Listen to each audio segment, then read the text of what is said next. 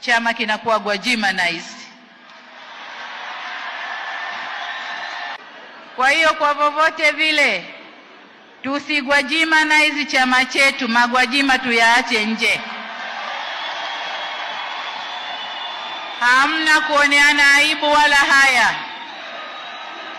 Niwaombe au sijui niagize vikao vinavyokwenda kuchuja watu, vinavyokwenda kuchuja wagombea, wakatende haki,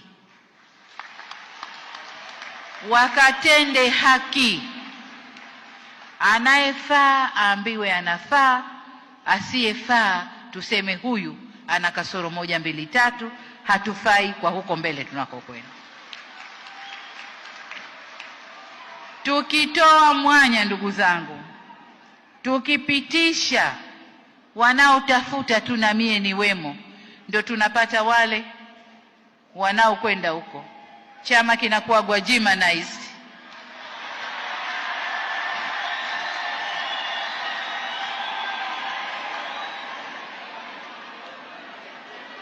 Kwa hiyo kwa vyovyote vile tusigwajimanize chama chetu, magwajima tuyaache nje.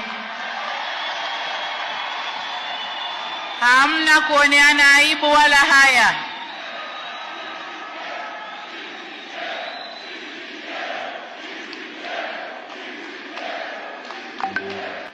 Wajua kule Zanzibar